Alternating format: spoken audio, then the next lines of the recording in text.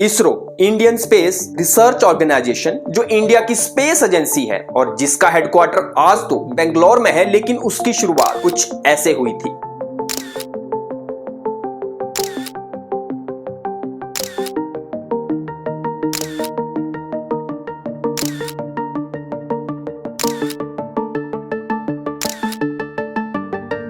और आज इसरो यहां तक पहुंच गया। India's Chandrayaan-3 spacecraft. Friday, India is set to make history, joining the elite space club of nations to land on the lunar surface. 8, 7, 6, 5, 4, 3, 2, 1, 0.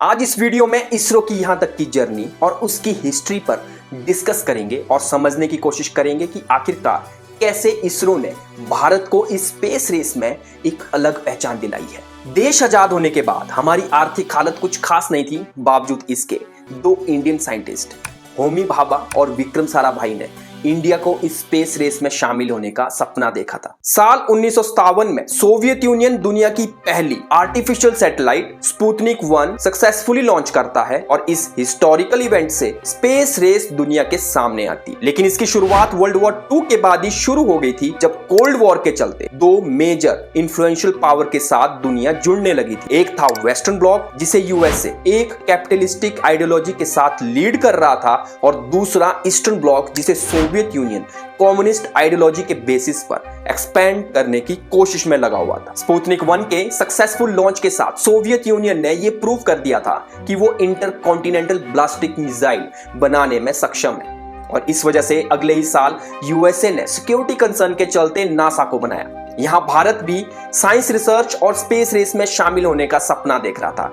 तो 1962 में Indian national committee for space research को setup किया गया, जिसके पहले चेयरमैन विक्रम साराभाई को बनाया गया। प्रधानमंत्री नेहरू ने स्पेस रिसर्च को हरी झंडी तो दिखा दी थी, लेकिन ये वही दौर है जब इसी के कुछ महीनों बाद इंडिया और चाइना के बीच लड़ाई हो जाती है। देश में ऑलरेडी गेहूं की कमी थी, हम अमेरिका से ऑलमोस्ट फ्री का गेहूं ले रहे थे। दुनिया भारत का मजाक बना रही थी, लेकिन इसके बावजूद विक्रम साराभाई ने साल 1962 में INCOSPAR और यूनाइटेड नेशन का COSPAR दोनों के बीच कोलैबोरेशन करवाया। इस वजह से नासा से हमें नाइकी अपाचे रॉकेट मिलता है। विक्रम साराभाई ने केरला के एक गांव थुम्बा को लॉन्च स्टेशन बनाने का डिसीजन लिया, क्योंकि ये अर्थ के मैग्नेटिक इक्वेटर के बिल्कुल नजदीक था, जिसकी उन्हें जरूरत थी। लेकिन अब प्रॉब्लम ये थी कि इस रॉकेट को उस गांव तक कैसे पहुंचाया जाए, क्योंकि इनके पास रिसोर्सेज और फैसिलिटीज नहीं थी कि किसी ट्रक से इस रॉकेट को उस गांव तक ट्रांसपोर्ट किया जाए। पेलोड हल्का ही था, तो उसे साइकिल से वहां पहुंचाया जाता है। इस तरह छोटी छोटी कामयाबियां मिलती रही, और साल 1969 में INCOSPAR को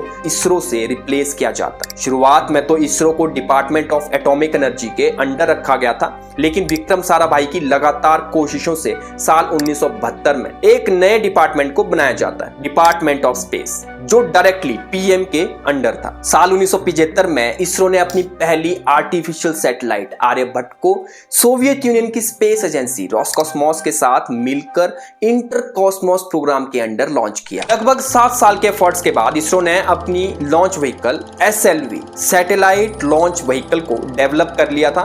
1980 में रोहिणी सीरीज 1 सैटेलाइट इंडिया की अपनी पहली सैटेलाइट बनी, जिसे इंडिया से ही लॉन्च किया गया था, और इसी के साथ भारत दुनिया का 7वां देश बन गया जिसने अपनी धरती से अर्थ के ऑर्बिट में अपनी सैटेलाइट पहुंचा दी थी। इस कामयाबी के पीछे former president doctor Abdul Kalam का बहुत बड़ा रोल था, क्योंकि वो इस प्रोजेक्ट के डायरेक्टर थे।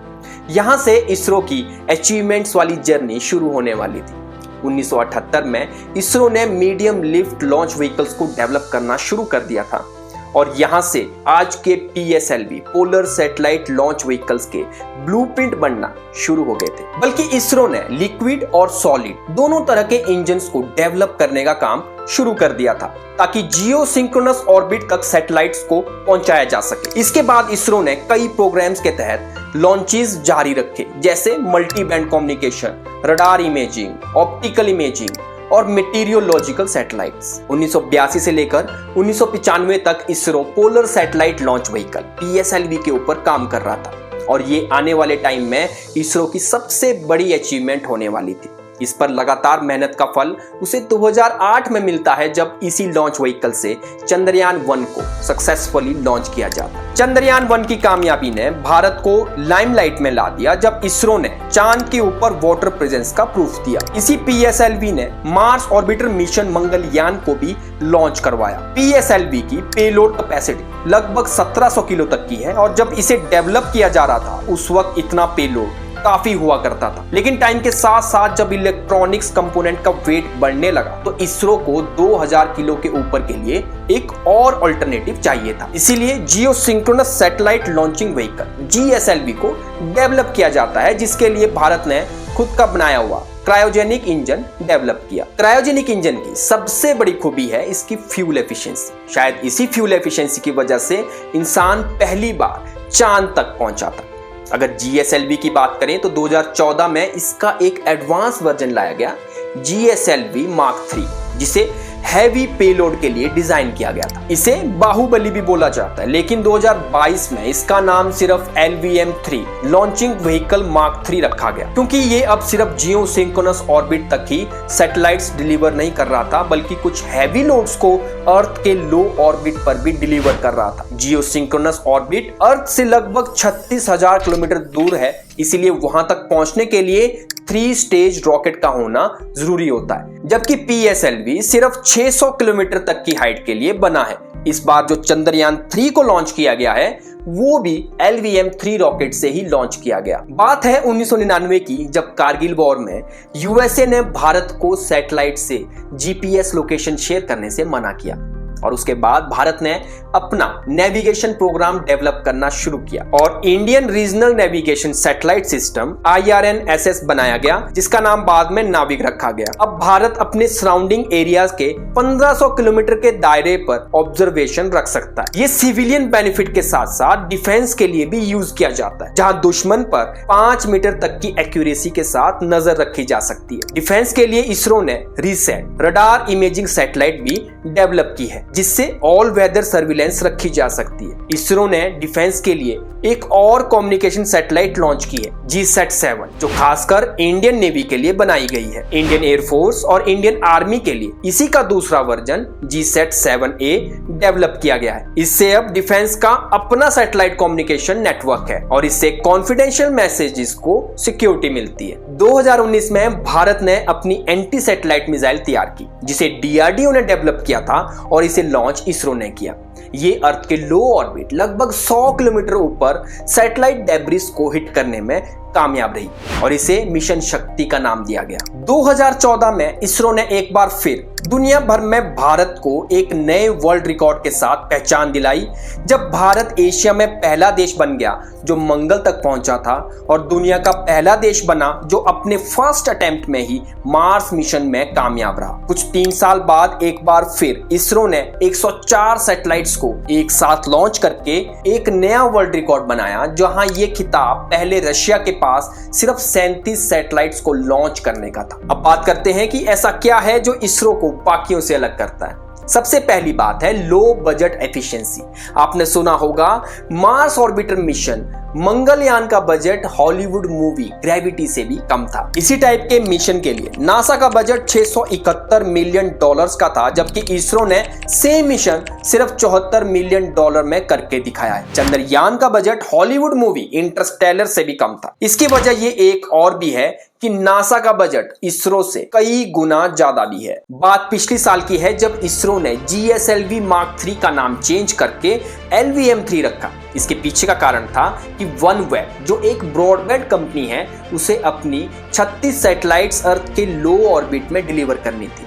ये मौका इसरो को तब मिला जब रशियन स्पेस एजेंसी रोसकॉस्मोस ने यूक्रेन रशिया वॉर के चलते इस लॉन्च से इनकार कर दिया। वैसे OneWeb भी एलन मस्क की स्टारलिंक की तरह ही ब्रॉडबैंड कंपनी है, जो सैटेलाइट से डायरेक्टली कंज्यूमर को ब्रॉडबैंड कनेक्टिविटी देना चाहती है। इसके लिए उसे लगभग 650 सैटेलाइट्स को इस प्रोजेक्ट के तहत अर्थ के लो ऑर्बिट में सेटअप करना था और इसके लिए रशियन स्पेस एजेंसी रोसकॉस्मोस को चुना गया।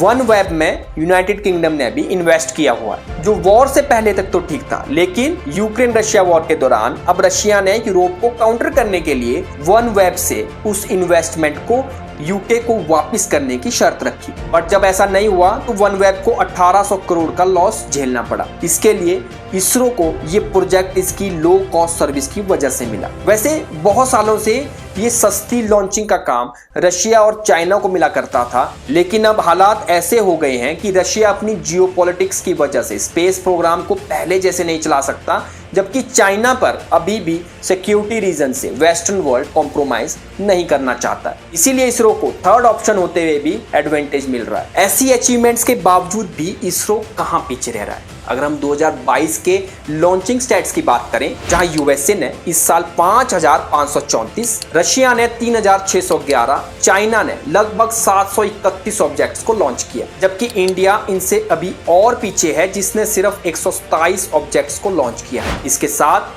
वो 7th प्लेस पर ही है। 2022 में जहां यूएसए का स्पेस बजट $30 बिलियन का था, चाइना का 14 बिलियन और इंडिया का सिर्फ $1.7 बिलियन का बजट था। इंडिया का स्पेस कंट्रीब्यूशन सिर्फ 2% का ही है, और इसके पीछे सबसे बड़ी वजह है प्राइवेट सेक्टर की तरफ से लो इन्वेस्टमेंट। ऐसा नहीं है कि हमारे देश में स्पेस स्टार्टअप्स की कमी है, बल्कि 2020 में इसरो ने प्राइवेट प्लेयर्स को इन्वेस्ट करने के लिए इनवाइट किया था। सबसे बहुत से ऐसे स्टार्टअप्स हैं जो 2020 से पहले घाटे में चल रहे थे, लेकिन उसके बाद उनकी हालत सुधर रही है। प्राइवेट प्लेयर्स की कमी की वजह को समझने के लिए पहले उनके डिवीजन को समझ लेते हैं। एक होते हैं अपस्ट्रीम प्लेयर्स जो सैटेलाइट्स को डेवलप करते हैं, उन्हें लॉन्च करते हैं, जैसा काम इसरो करता है। जबकि दूसरी टाइप है डाउनस्ट्रीम प्लेयर्स जो लॉन्च प्रोग्राम से दूर रहकर सिर्फ अपनी सर्विसेज और प्रोडक्ट्स बनाते हैं, जैसे क्लाइमेट मॉनिटरिंग, सैटेलाइट कम्युनिकेशन और डिफेंस सिस्टम के लिए सैटेलाइट से डाटा लेंगे और थर्ड पार्टी के लिए सर्विसेज प्रोवाइड करेंगे। इसीलिए डाउनस्ट्रीम प्लेयर्स तो हमारे देश में बढ़ रहे हैं, लेकिन इसरो का काम आसान तब होगा जब यहां अपस्ट्रीम प्लेयर्स बढ़ना शुरू होंगे, जैसे एलन मस्क की कंपनी स्पेसएक्स जो नासा को अपनी सर्विसेज प्रोवाइड करती है, जिससे नासा का फोकस अब लॉन्चिंग की जगह एक्सप्लोर करने में ज्यादा है। वैसे धीरे धीरे अब इसरो के पास लगभग 400 से भी ज्यादा प्राइवेट प्लेयर्स का क्लस्टर बन चुका है, और टाइम के साथ साथ इसरो की अचीवमेंट्स भी हम आने वाले टाइम में डिस्कस करेंगे। जैसे इसरो जल्दी ही अपने आदित्य L1 मिशन और गगनयान को लॉन्च करने वाला है। आपको क्या लगता है कि इसरो को एक्सपेंड करने के लिए भारत सरकार को क्या जरूरी कदम उठाने की जरूरत है? अपने व्यूज कमेंट सेक्शन में जरूर बताएं। अपनी ओपिनियन को डेवलप कीजिए ताकि औरों की सोच आपकी ना बन जाए। अगर आपको ये वीडियो और मेरा काम पसंद आया हो तो इस वीडियो को लाइक कीजिए, अपनी फैमिली और फ्रेंड के साथ शेयर कीजिए, और ऐसी ही और वीडियोस को देखते रहने के लिए चैनल को सब्सक्राइब करना ना भूलें। मिलते हैं नेक्स्ट वीडियो में, तब तक के लिए नमस्कार।